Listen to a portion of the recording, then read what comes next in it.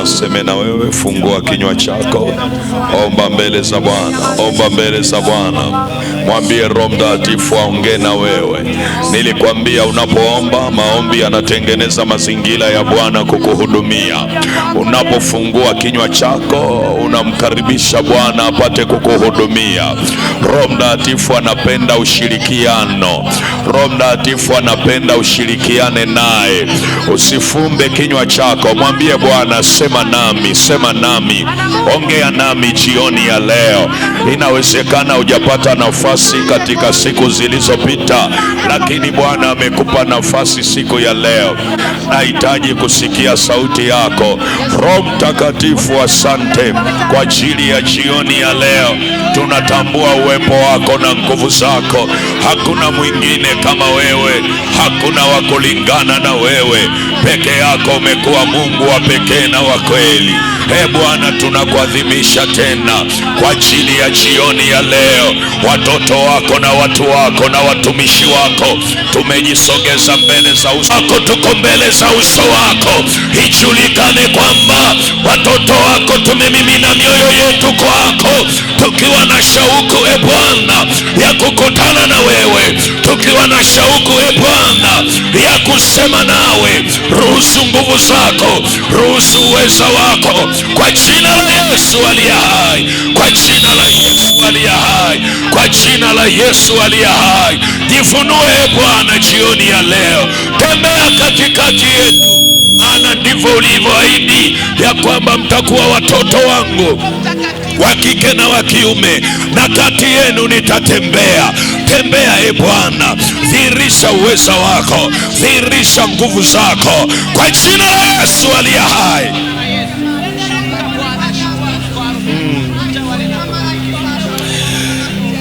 Amen. Mungu akifanya jambo, sifikiri kafanya yote, anakuwa amefanya kwa sehemu. Unapoonyesha moyo wa shukrani, unafungua mlango wa Mungu kukutendea zaidi. Iliko na kusudi la Mungu ambalo ameliweka kwenye hayo mataifa. Tanzania kuwepo, imekuwepo kwa kusudi la Mungu. Unanielewa watu wa Mungu? Mimi nakwambia kiroho, sio kisiasa. Ukiona mambo yanaharibika, ujue adui amepata nafasi. Na nisikia, sio siasa imepata nafasi. Adui amefanya nini? Amepata nafasi. Ukiona mambo yaendi sawa, sisi tumepewa kuomba na kusimamia nchi katika ulimwengu wa roho. Lakini pia tumepewa kuomba Mungu kuinua watendakazi wanaosimama kwenye nafasi na nafasi. Usiombe tu bunge. Na hii ninatamani sana, sijajua mwenyekiti wa New Life kama mna mkakati wa kuwakusanya vijana wanaosoma sekondari, vijana wanaosoma shule ya msingi, vijana wanaosoma vyuo, kuandaa kiroho, kuwajengea misingi ya kiroho juu ya wajibu wao kwenye ufalme wa Mungu na wajibu wao kwa taifa lao, ili tangu wangali wadogo wakuwe na hiyo mbegu ndani, wakijua kwamba sisi tunatakiwa kusimama kwenye maeneo mbalimbali kumwakilisha Mungu, lakini na kulisaidia taifa letu. Leo tunalalamika sana tunapowaona watu wengine ni Wakristo wamepata nafasi mbalimbali, lakini wanazidiwa. Kuna vitu hawawezi kuvisimamia vikanyooka hivi. Unaanza kuwanyoshea vidole. La chungaji, tuliwaandaa wapi? Tuliwatengeneza wapi? Wapi tuliwaandaa? Kule Sunday school kuna watoto wa shule ya msingi, mnawafundisha nini? Mnawafundisha kwenda mbinguni au mnawafundisha pia wamjue Mungu, alafu wawe baraka kwenye taifa lao? Mnawafundisha nini? Vijana mnapoandaa mnawafundisha nini? Au mnawaambia siasa ni dhambi, alafu wakati huo huo mnaombea tena hiyo siasa kwamba Mungu wasaidie viongozi wa nchi. Wanapatikaneje au viongozi? Lakini we mzazi, una mtoto unamsomesha, unamwambiaje? Unamweleza nini? Au unamwambia tu soma tu, na unamwambia ajira hakuna, ajira hakuna? Kwa nini usio unamwambia mwanangu, na kuamini wewe, Mungu amekuleta kwenye majira haya. Sikuombei tu kwamba upate ajira, wewe ni job creator, wewe ni mtengeneza kazi. Uwezo ambao unao kwenye akili zako utafanya watu wengine waishi. Wewe ni kama mti unaokua, utakaosambaa matawi na kuwa na majani mengi ili watu wapate kivuli chini yako. Kwa nini usimweleze? Mwambie Mungu atakapokupa nafasi ya kumtumikia kwenye nafasi yoyote kwenye nchi, hautaenda kutumika ili kutafuta hela, kwa sababu utakuwa na hela kabla hata ya kupata hizo nafasi. Kwa nini usimfundishe hivyo vitu, angalau uweze kuomba dakika chache, hata kama ni dakika 5. Fungua kitabu cha Yeremia, fungua kitabu cha Yeremia. Nasikia mzigo sana kukueleza haya. Oh my Lord, angalia Yeremia ile sura ya 29 mstari wa 7. Umeuona mstari wa 7? Yeremia sura ya 29 mstari wa 7, umeuona eh? Anasema, kautakieni amani mji ule ambao nimewafanya mchukuliwe mateka, mkauombee kwa Bwana, kwa maana katika amani yake mji huo ninyi mtapata amani. Nataka nikuonyeshe huo mstari. Mkauombee ule mji. Hapa kuwa anasema waombeeni watu, anasema ombeeni nini? Mji. Lakini sisi tunaombea nini? Taifa. Anasema katika amani ya mji ule mtapata amani, katika mafanikio ya mji ule mtafanikiwa.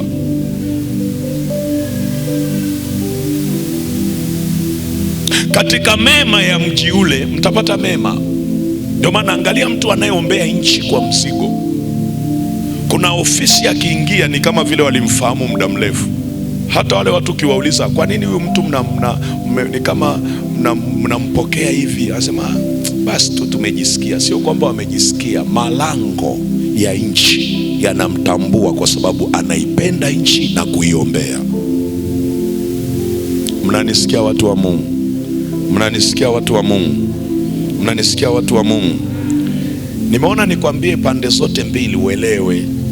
Kama wewe hujakutwa na jambo, kuna mwenzako amekutwa na jambo. Unapoiombea nchi, tunaiombea nchi ipone, uponyaji wa nchi. Na kuambia ukweli, wanasiasa hawawezi kuiponya nchi. Hata wakitumika wao kuongea, iwe ni mpango wa Mungu ameamua kuwainua. Lakini bila Mungu kuingilia kati, huwezi kuponya hivyo vidonda na kueleza. Huwezi kuponya. Huwezi. Ndio maana sisi tunatakiwa kuomba, na msiwachukie watu. Mungu ajibu maombi ya wenye chuki. Simama kwa miguu yako, funika macho yako, fuatana na mimi maombi haya. Sema, Mungu lia hai, Mungu lia hai, katika jina la Yesu ninakuja mbele zako jioni ya leo, katika jina la Yesu. Wewe unalijua taifa letu la Tanzania, unawajua wa Tanzania, unaijua ardhi ya Tanzania, unawajua viongozi wa Tanzania, unajua kila kinachoendelea kwa siri na kwa wazi. Lakini hatuna Mungu mwingine wa kutusaidia Bwana isipokuwa wewe peke yako. Unajua uchungu na hasira iliyoko kwenye mioyo ya watu wako. Mungu ria hai ya makosa yanayotendeka kwenye taifa letu, kwenye kila eneo na kila mahali. Tulehemu Bwana, tunatubu kwa ajili ya kanisa ambalo linakosa kusimama. Tulehemu Bwana, tunatubu kwa ajili ya kanisa, tunatubu kwa ajili ya viongozi wa kiroho, wahubiri. tunatubu kwa ajili ya waombaji, tunatubu kwa ajili ya kila mtu aliyeko ndani ya kanisa ambaye umempa nafasi, Bwana, aliyetakiwa kusimamia kusudi lako ndani ya taifa hili. Tunaomba rehema, tunaomba rehema, tunaomba rehema. Badala ya kuomba tumekuwa na manunguniko, tumekuwa na manunguniko. Tunacha rehema, tunaomba toba, tunaomba rehema kwa damu ya Yesu, kwa damu ya Yesu, kwa damu ya Yesu. Tunatubu Bwana, tunatubu Bwana juu ya kila uovu uliofanyika na unaofanyika kwenye taifa hili. Tunaomba rehema, tunaomba rehema, tunaomba toba katika damu ya Yesu. Wewe uliwaambia wana wa Israeli, ukawaambia wana wa Yuda, uombeeni ule mji amani ambao niliwachukua mateka, kwa kuwa katika amani ya mji huo ninyi mtakuwa na amani. Ukasema uombeeni huo mji.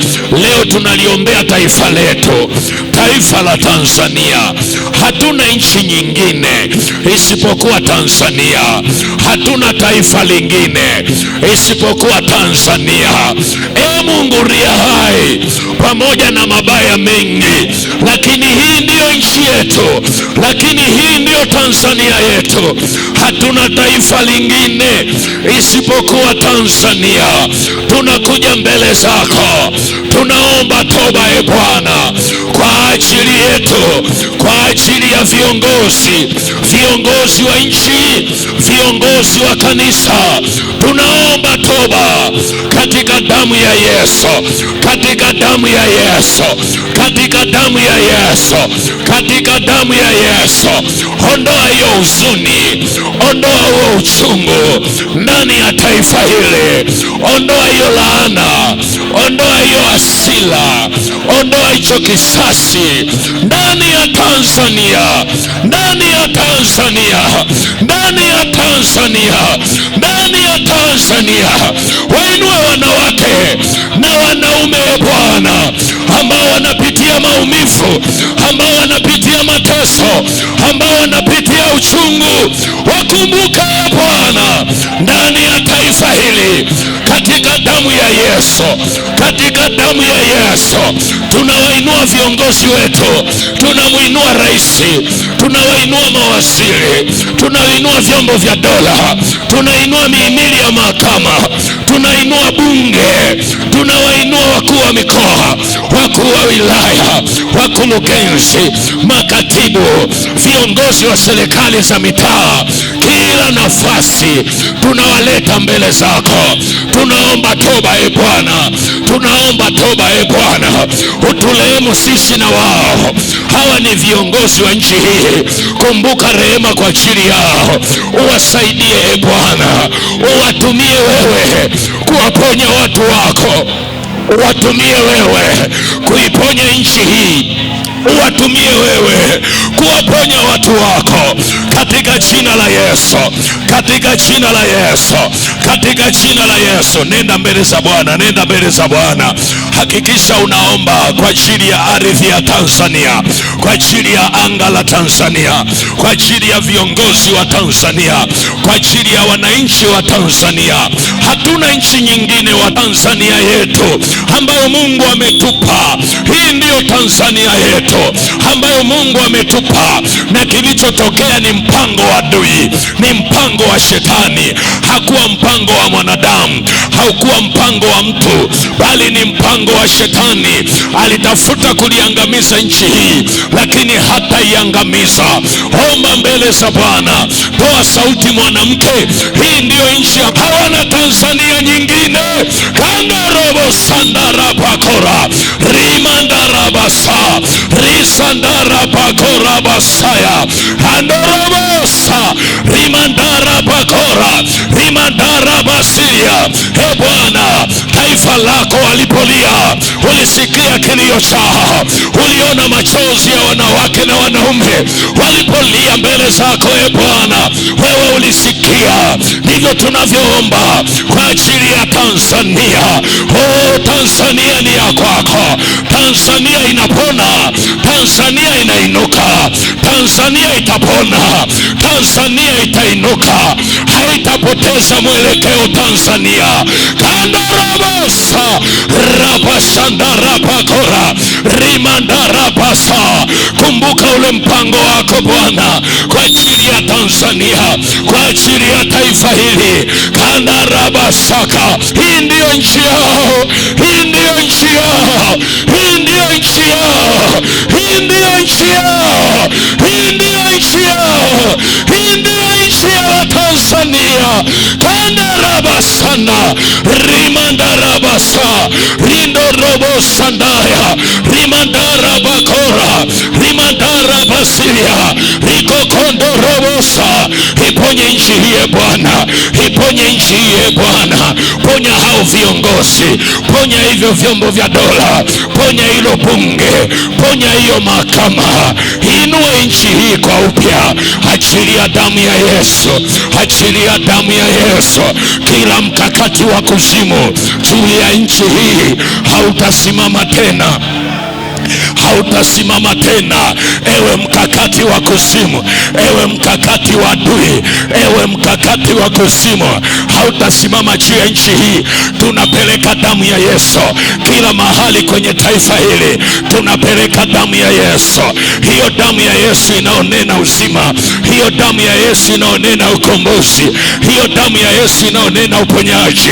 Iende Tanzania nzima, iende Tanzania nzima, iende Tanzania nzima, iende Tanzania nzima, iende Tanzania nzima. Nuru yako Bwana ipate kutokeza Tanzania, nuru yako Bwana ipate kutokeza Tanzania, nuru yako Bwana ipate kutokeza kwenye taifa hili. Kama robo sandara bakora risandara bakora basaya.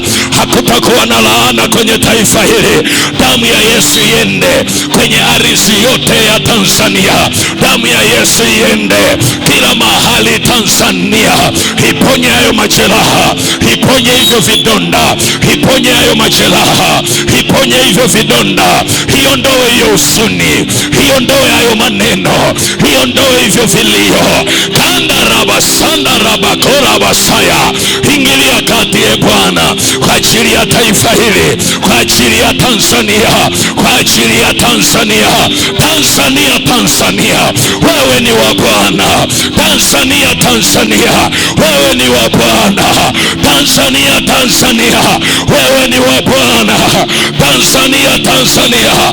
Kandaraba sandaraba kora rimandarabasa. Wewe ni wa Bwana, wewe ni wa Bwana, wewe ni wa Bwana, wewe ni wa Bwana, wewe ni wa Bwana Tanzania, wewe ni wa Bwana Tanzania, wewe ni wa Bwana, wewe ni wa Bwana, wewe ni wa Bwana. Karoho sikirianda rimandara bakora rimandara basiria rikotorobosa rikatarabasa kandorobosi. Kwa jina la Yesu, kwa jina la Yesu, kwa jina la Yesu. Wainue vijana wa Tanzania, wainue wanawake wa Tanzania, wainue mabinti wa Tanzania, wainue wazee wa Tanzania, wainue Bwana, wainue Bwana. Kila moyo ulioinama, kila moyo uliokata tamaa, upokee tumaini jipya. Tembea kwenye nchi hii, sema na kila familia, sema na kila kiongozi, sema na kila kiongozi, sema na kila kiongozi, sema na kila kiongozi, sema na kila kiongozi Bwana, sema na kila kiongozi. Iponye nchi hii kwa jina la Yesu, kwa damu ya Yesu, kwa jina la Yesu, kwa damu ya Yesu aliye hai. Waponye viongozi wa nchi hii, mponye rais, ponya mawaziri, ponya viongozi wote. Nuru yako iwazukie, hekima yako ingie ndani yao, ufahamu wako uje, mapenzi yako yaingie ndani yao, kwa jina la Yesu, kwa jina la Yesu, kwa jina la Yesu, kwa jina la Yesu aliye hai.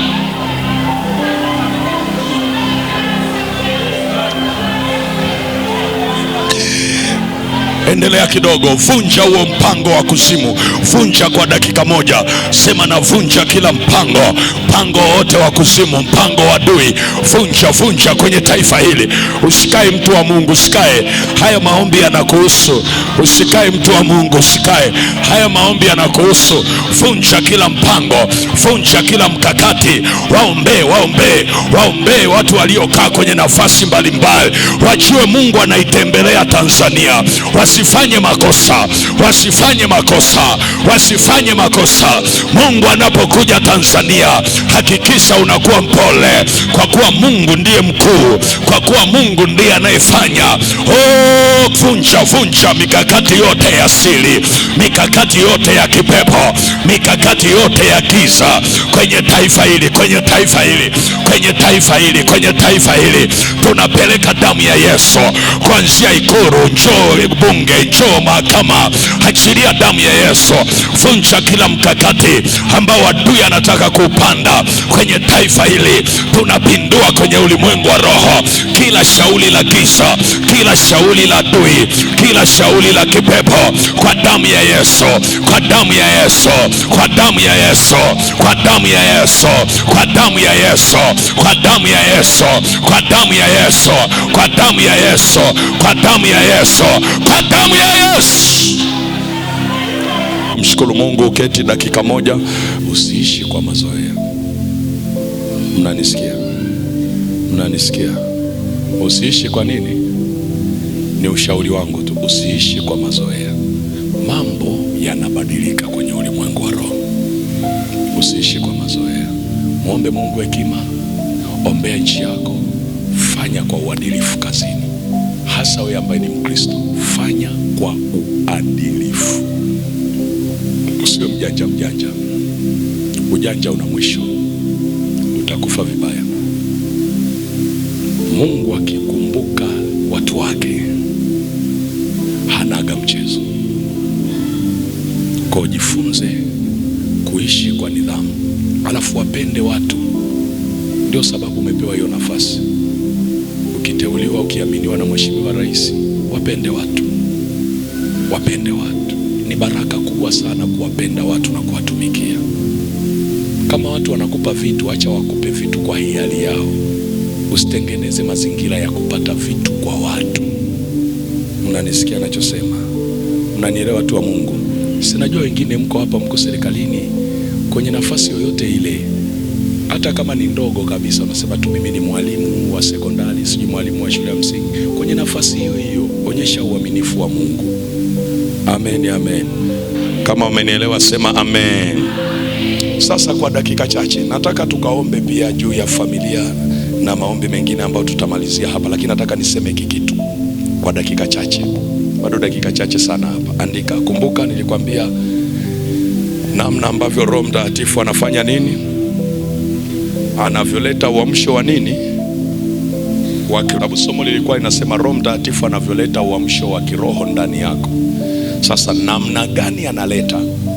Tunazungumza njia anazotumia Roho Mtakatifu kuleta uamsho wa kiroho.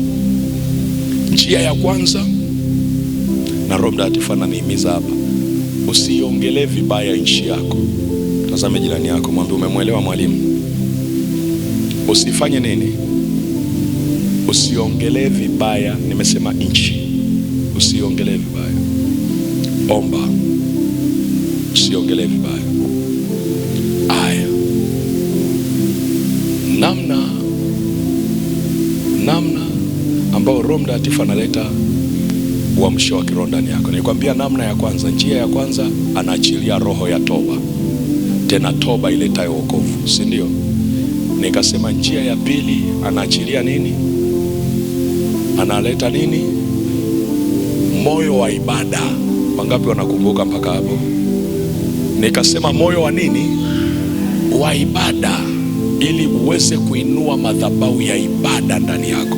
Nikakueleza namna ambavyo ibada ni lango kubwa sana la Mungu kufunua utukufu wake.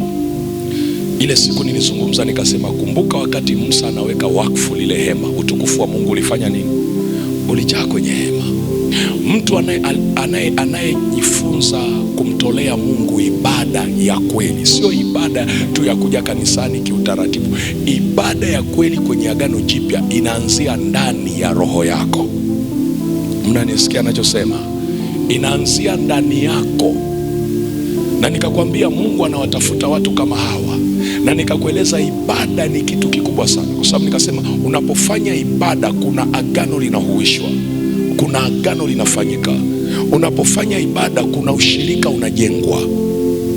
Unapofanya ibada katika roho na kweli kuna ushirika unajengwa. Ndio maana wakati wote ambao taifa la Israeli liliingia kwenye matatizo makubwa ni pale lilipoacha kumfanyia Mungu ibada na kufanya ibada kwa miungu mingine.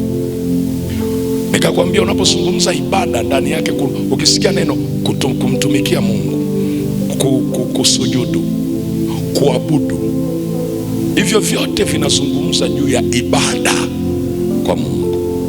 Haleluya. Kumtolea Mungu dhabihu ni matendo ya ibada. Wakakusanyika wakamsifu Mungu na kuomba ni tendo la ibada. Na nikakwambia ukisikia ibada maana yake kuna madhabahu, na ukisikia madhabahu maana yake yuko Mungu wa hiyo madhabahu. Biblia inasema hivi kwenye Ufunuo ile sura ya 5, sawa, mstari wa 9 na wa 10, nao waimba wakisema, wastahili wewe kukitoa hicho kitabu na kusifungua muhuri zake. Kwa nini? Kwa kuwa ulichinjwa, si ndio? Kwa damu yako ukamnunulia Mungu wetu watu wa kila kabila na lugha. Aliwanunua Wandari, akawanunua Wanyakyusa, akawanunua sijui Wanyiha, akawanunua Wachaga, akawanunua Wamasai, akawanunua Wafipa, akawanunua Wanyamwanga, akawanunua Wameru, akawanunua Wajapani, kanunua watu wa kila kabila na nini na taifa. Alafu alipowanunua anasema ukawafanya kuwa ukuhani na ufalme. Kwa si tu kwamba tunapokea ufalme wa Mungu, lakini ndani yetu tumepokea ukuhani.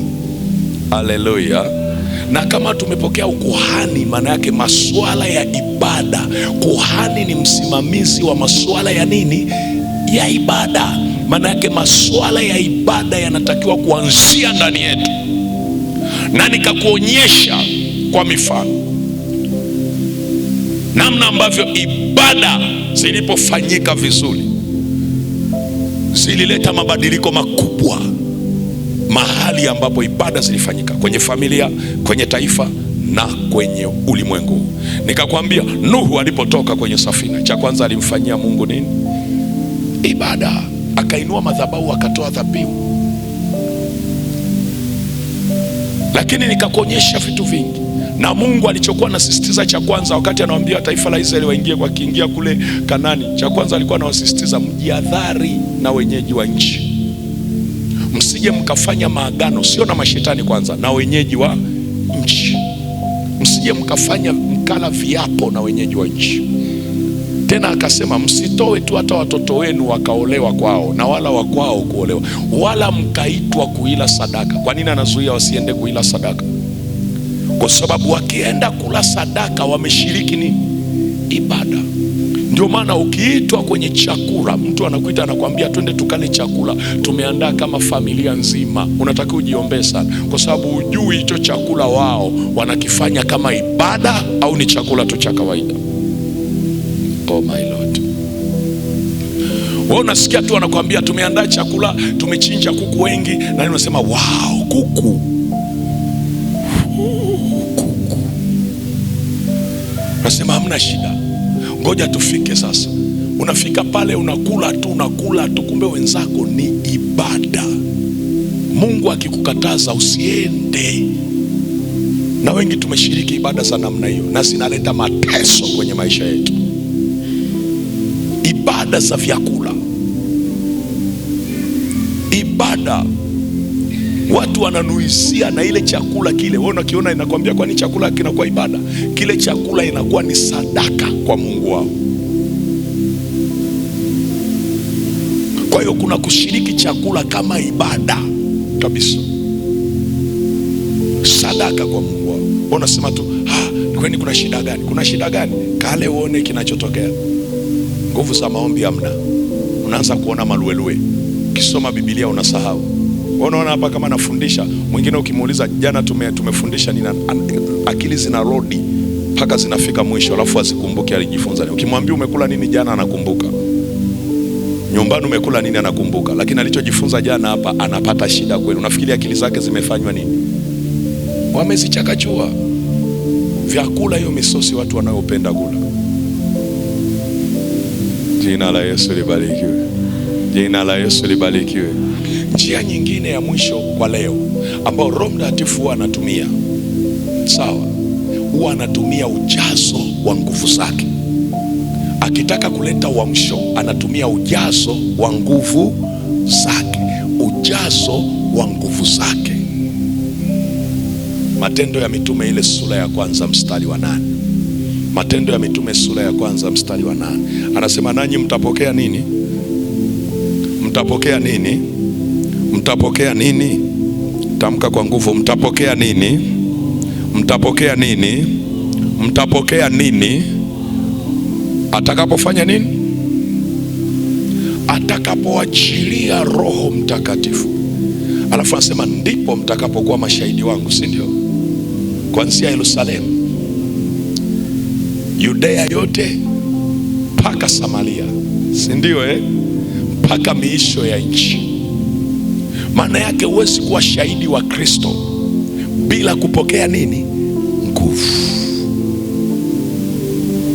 Kwa ukiona watu wanazimia, wanachoka kanisani, wachungaji, watumishi wa Mungu, ukiona watu wanachoka, watu wanazimia, sio kwa sababu ya mapito, ni kwa sababu Roho Mtakatifu na nguvu zake vimekosekana. Unajua, ukikosa nguvu za Roho Mtakatifu unabaki na staili. Tunasema staili, nikisema staili mnanielewa. Unabaki umeshika mapokeo ambayo mapokeo hayamuondoi shetani wala pepo.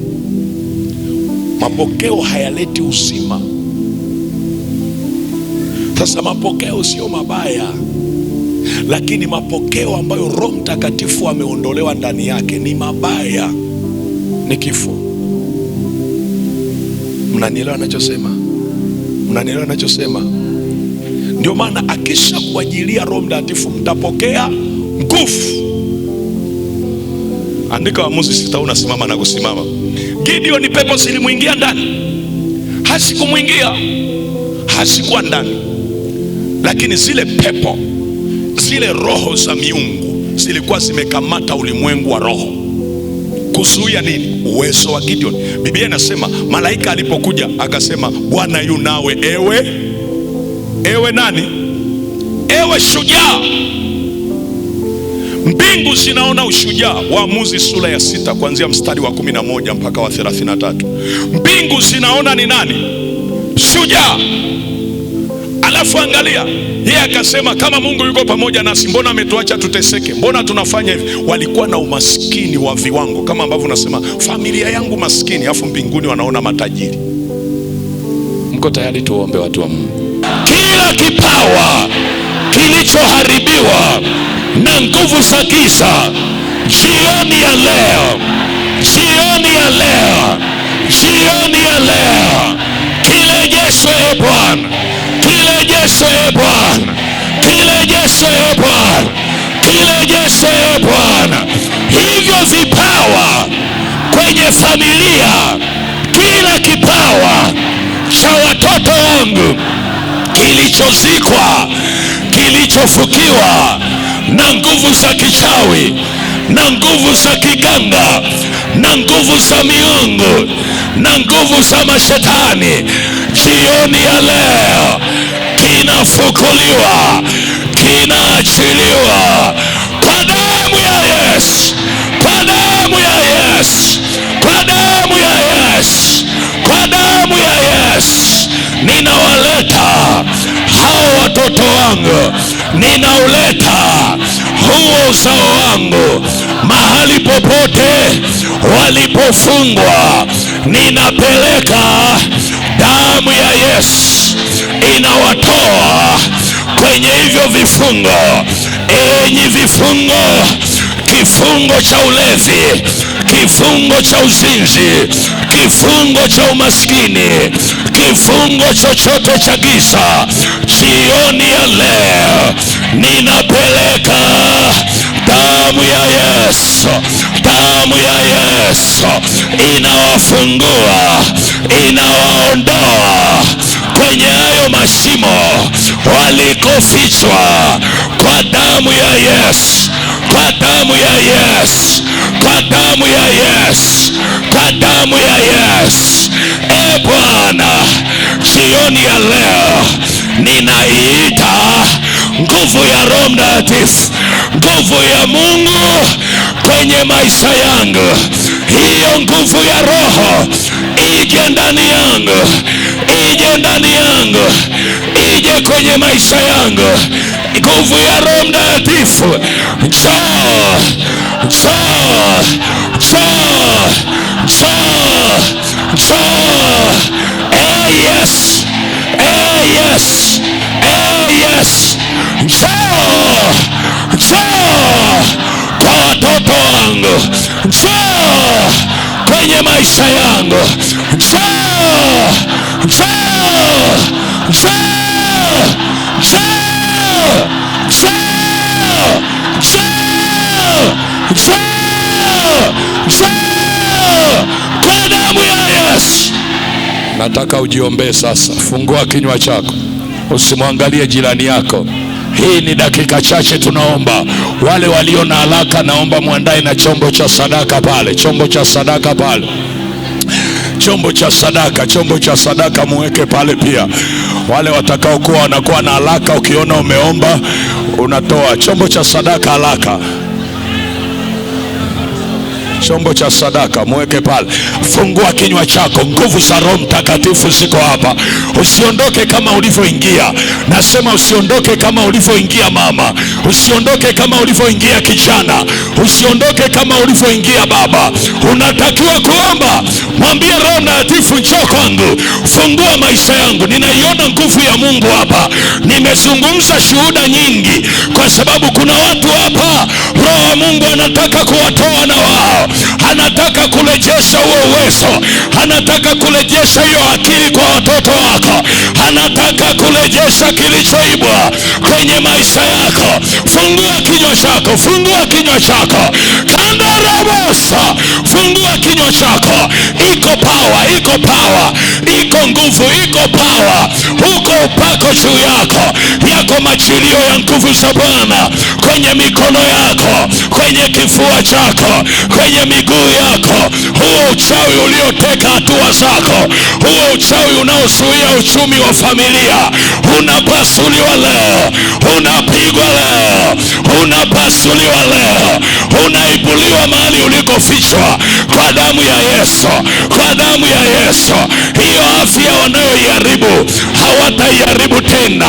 Endelea kuomba. Fungua kinywa chako, fungua kinywa chako baba. Hata kama huwezi kuomba, mwambie Yesu, nisaidie. Mwambie Yesu, saidia familia yangu. Mwambie Yesu hayo maneno tu. Omba kwa hayo maneno, kwa damu ya Yesu, kwa damu ya Yesu. Yes, yes, yes. Fungua kinywa chako. Omba mama, omba baba, omba binti, omba kijana, kwa damu ya Yesu. Mandarabasa, mandarabasa. Endelea kuomba, mlilie Bwana, mwambie nisiondoke hivi hivi, nataka niondoke hapa. Kesi yangu imeisha, kesi yangu imeisha. Nataka leo ninapotoka hapa, kesi yangu imeisha. Huko kwenye ndoa ninapeleka moto, ninapeleka moto, ninapeleka moto, ninapeleka moto, ninapeleka moto, ninapeleka moto kwa hao watoto wako, kwa hiyo familia, hiyo familia, hiyo familia, hiyo familia, hiyo familia. Yes, yes, yes. Pokea moto, pokea moto wa Bwana, kandarabosa, kwa damu ya Yesu. Endelea kuomba, usichoke, usichoke mtu wa Mungu. Uchofu kiwa kinaondolewa, kila kilichofukiwa kinatoka. Wale ambao hatima zao zimefukiwa kwenye makaburi, ninapeleka moto, ninapeleka moto, ninapeleka moto, ninapeleka moto, ninapeleka moto, ninapeleka moto kwa damu ya Yesu.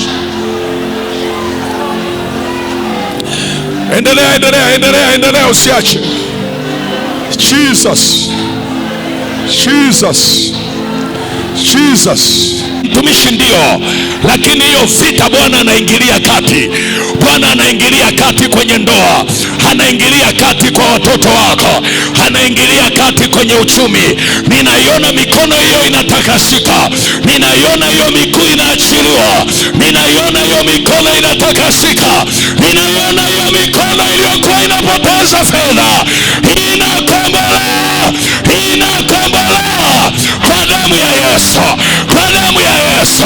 Yes, yes, yes, yes, yes, yes. Hiyo mikono inapokea moto, inapokea moto, inapokea moto wa Yesu, moto wa Yesu, moto wa Yesu.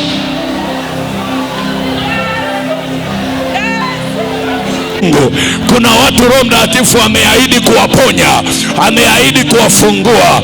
Kuna watu, pokea huo upako juu yako, huo upako wa kuvunja nila, huo upako wa kuvunja nila, huo upako wa kuvunja nila, huo upako wa kupasua nila.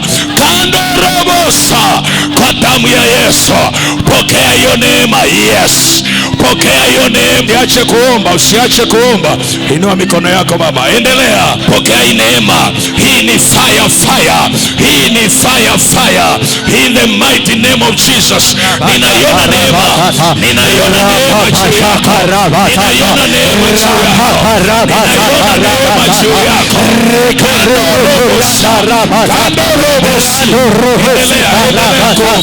Tangaza uponyaji.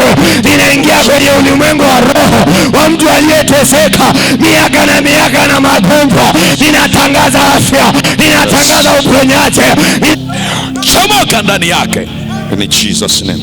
Yes mama, shika tushika kwa juu in Jesus name. In Jesus, nakuombea mtumishi wa Mungu, nakuombea mama. Kwa Mungu hakuna linaloshindikana. Nakuombea sasa in Jesus name. In Jesus name. Pokea kuwekwa huru. Weka hivi mbele mama yangu. In Jesus name. Napeleka damu ya Yesu. Hakuna kukwama, hakuna kuharibikiwa. Ninaituma damu ya Yesu. Naituma damu ya Yesu kwa huyu mtoto. Naituma damu ya Yesu. Maisha yake yanafunguliwa. Apokee ufungulivu, apokee kuwekwa huru katika jina la Yesu.